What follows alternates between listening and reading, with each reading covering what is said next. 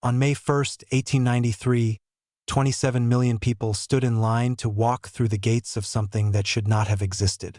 27 million. That number stops me every time I look at it. The entire population of the United States in 1893 was 63 million, which means that roughly 1 in every 3 Americans in an era before automobiles and commercial air travel, before highways and credit cards and online booking, found a way to travel to Chicago and stand inside a city that had been conjured from a swamp in under 2 years. Let that settle. The structures they walked through, gleaming, towering, Roman in their proportions and Greek in their detail, were called the White City. Photographs of the place look fraudulent. They look like matte paintings or composites assembled by someone who had never actually visited. The columns are too perfect, the domes too large, the facades too precisely symmetrical for a construction timeline that, when you actually examine it, becomes genuinely difficult to explain. And then, in the span of roughly 18 months after opening day, almost all of it was gone. Not abandoned, not repurposed, gone. Demolished, burned, or left to deteriorate so rapidly that eyewitness accounts from 1896 describe visiting the ruins and finding colleagues who had attended the fair openly weeping, like walking through the remains of something that had been killed intentionally, like watching a beautiful animal put down before anyone had properly studied it. That image, that metaphor of a body removed before an autopsy, is what stayed with me when I started pulling on this thread. And once I started pulling, I could not stop. The official story goes like this. In 1890, Chicago won the right to host the world's Columbian Exposition, a celebration of the 400th anniversary of Columbus's arrival in the Americas. The city had exactly 3 years to build something that would embarrass New York, outshine Paris, and announce American civilization to the world. They hired Frederick Law Olmsted to design the landscape and Daniel Burnham to direct construction. Burnham recruited the finest architects of the era: Louis Sullivan, Richard Morris Hunt, Charles Atwood, and others. They designed 14 primary exhibition halls, dozens of secondary structures, canals, lagoons, and a transportation network. Workers built it all on 690 acres of Jackson Park, much of it reclaimed marshland along Lake Michigan. The buildings were constructed primarily from a mixture of cement, plaster of Paris, and jute fiber, a composite material called staff. Lightweight, cheap, never intended to be permanent. The whole enterprise was essentially an enormous stage set, and everyone involved knew it. The structures were built to impress for a season, not to stand for a century. After the fair closed in October 1893, the buildings were surplus. Chicago had no use for them. Demolition was, according to every official account, planned from the beginning. Let me be fair to the official narrative because parts of it hold up reasonably well. We have construction invoices. We have architectural blueprints. We have photographs taken at regular intervals throughout the building process. We have memoirs from the laborers and foremen who worked the site. Burnham himself left behind extensive documentation. The staff material, while innovative, was documented in trade publications of the time. None of this is disputed. And yet, let's start with the numbers because the numbers are where things get strange. The Manufactures and Liberal Arts Building, the largest structure on the fairgrounds, had a floor space of approximately 1.3 million square feet. It covered 31 acres under a single roof. The roof itself reached a height of 211 feet at its peak. For comparison, the building contained enough interior space to fit 11 Roman Colosseums and still have room left over. This structure was built in approximately 18 months. In the 1890s, without power tools as we understand them, without electric cranes at industrial scale, without computer-aided design, without prefabricated load-bearing systems, without modern cement formulations. The available workforce was largely immigrant labor using hand tools, horse-drawn equipment, and steam-powered machinery in its most primitive commercial form. I found this while researching something else, a piece about the labor strikes that briefly interrupted construction in 1891. The contractor records show that the peak workforce at Jackson Park was approximately 14,000 men. 14,000. Working across 900 acres of active construction simultaneously. 14,000 men built the equivalent of 11 Colosseums in a year and a half. The original Colosseum took an estimated 100,000 workers roughly a decade to complete, and they were using a Roman Empire at full institutional capacity. The mathematical disparity here is not minor. It is not a rounding error. It is somewhere between 600 and 1,000% more efficient than anything else recorded from that period, even adjusting generously for differences in scope and design complexity. Speaking of efficiency, the finishing work is what stops engineers who visit this topic cold. The Beaux-Arts ornamentation on these buildings was not painted on. It was not applied as flat decals. The friezes, the dental moldings, the caryatids and scrollwork and cornices. These were fully three-dimensional architectural features, detailed at a level that would require skilled artisans' months of individual labor per section. The agricultural building alone had exterior ornamentation that contemporary stonemasons have estimated would require, at modern production speeds with modern tools, approximately 4 years of specialized work to replicate. It was finished in 14 months. Now, the official explanation exists for this too. Staff material, that plaster jute composite, could be molded rather than carved. You make a mold once, pour the mixture in, let it cure, and attach the resulting piece to the structure. Mass production of ornamental architecture. Theoretically, this resolves the timeline problem. Theoretically. The thing is, staff molds require master models to copy from. Someone has to sculpt the original in fine detail before any molding can begin. And those master sculptures, particularly for a project where each building had its own distinct ornamental program, where the fisheries building looked nothing like the transportation building, where the woman's building had iconography entirely separate from the administration dome, would themselves have required years of work from dozens of master sculptors operating simultaneously. There is no surviving payroll record for a master sculpture workforce of that scale. Which brings me to something a researcher named John Kelso noted in 1972, in a paper that received almost no attention. The payroll records that do survive show payments to decorative artists and ornamental workers, but the numbers don't approach what the output would require.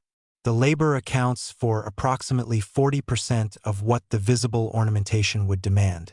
The other 60% is simply not documented. 60%. That is not a clerical gap. That is a structural absence. But here's what matters. The mystery of construction is only half the puzzle. The demolition timeline is where this gets genuinely hard to explain away. The fair closed October 30th, 1893. By February 1894, the casino and most of the secondary structures were already being stripped. By July 1894, the majority of the main buildings were partially dismantled. Then, on July 10, 1894, a fire broke out, almost certainly set by arsonists connected to labor unrest, and consumed the casino, the peristyle, the terminal station, and several other significant structures in a single night. The timing is almost theatrical. Within days of that fire, the Chicago administration fast-tracked demolition orders for the remaining structures. The buildings that survived the July fire were gone by 1896. The Palace of Fine Arts, the only building constructed with a permanent brick interior behind its staff facade, was preserved, became the Field Museum, and later became the Museum of Science and Industry. It still stands today. One building, out of over 200 structures, one was built with permanent materials. Now here's what the conventional account never satisfactorily answers. If the buildings were always intended for demolition, why was there such documented urgency in completing that demolition?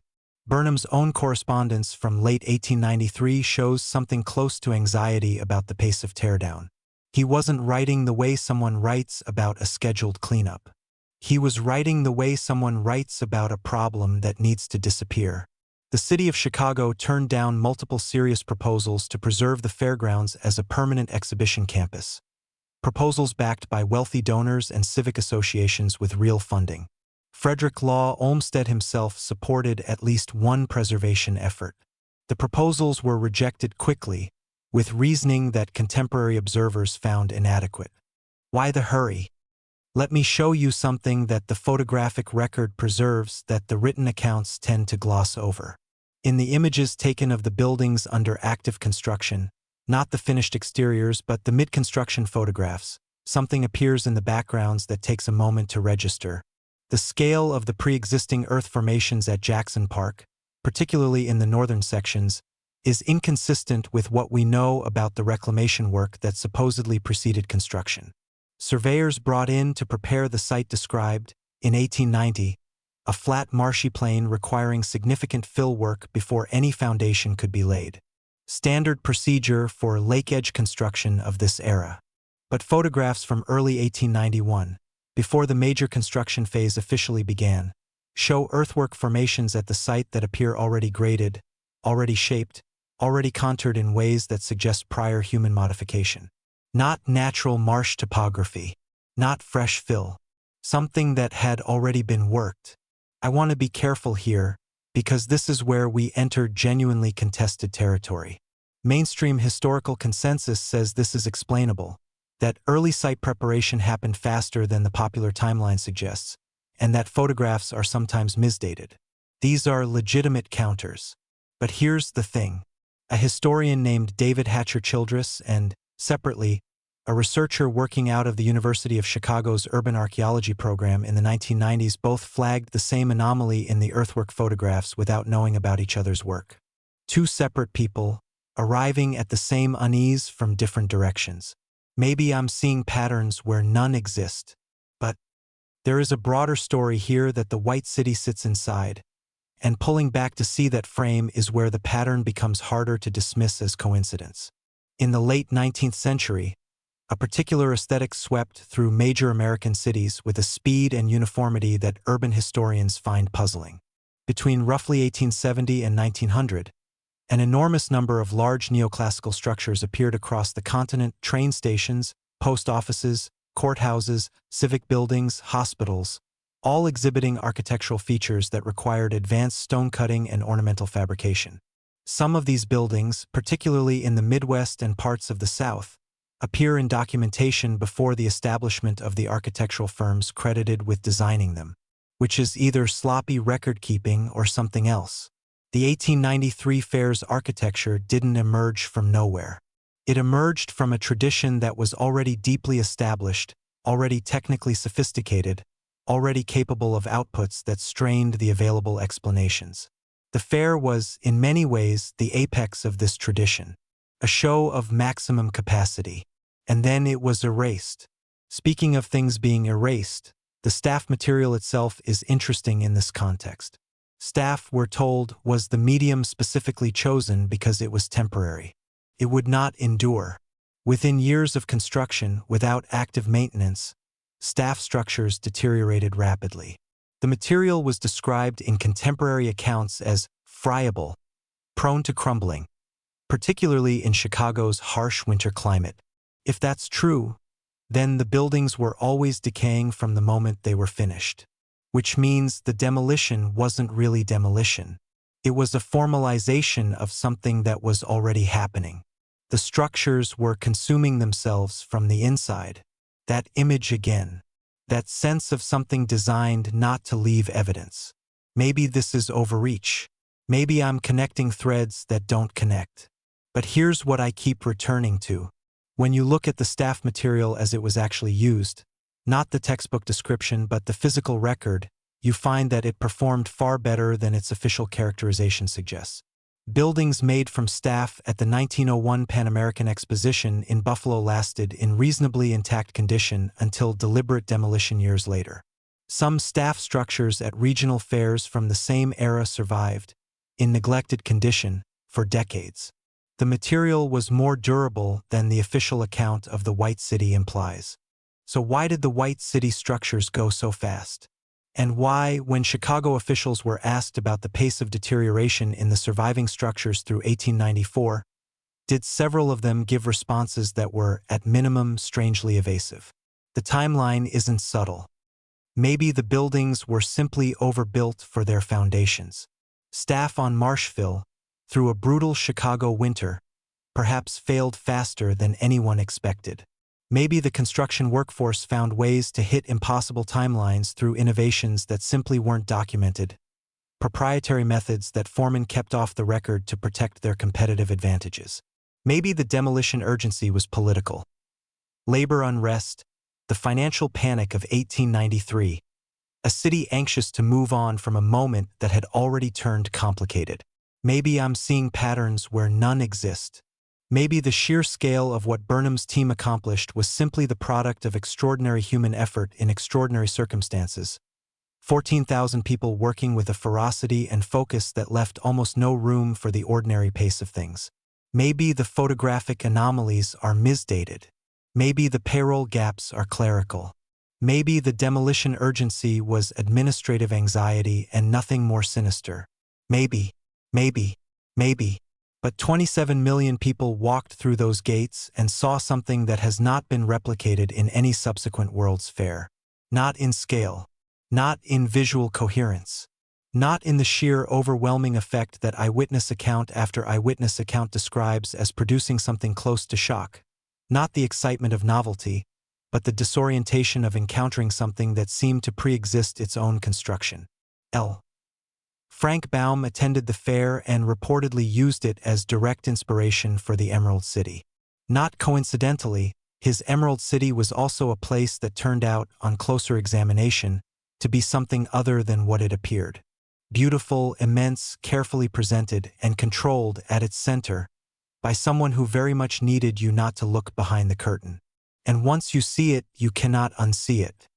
There was a woman named Bertha Palmer, president of the fair's board of lady managers, one of the most influential figures in Chicago society, who reportedly commissioned private architectural surveys of several White City buildings in late 1893, shortly before demolition began. Those surveys, if they were completed, have never surfaced in any archive. There was a man named Sol Bloom, the fair's director of entertainment, who went on to become a U.S. congressman and played a significant role in drafting the United Nations Charter. In his memoirs, published in 1948, he described the White City with an odd phrase. He called it a place that knew what it was before we built it. Historians have generally treated this as poetic nostalgia. I'm not sure it's only that.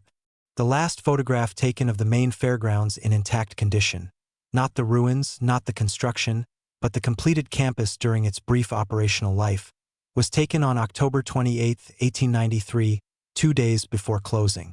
It shows the Court of Honor at dusk, the reflection of the administration building's gilded dome fractured across the surface of the Grand Basin.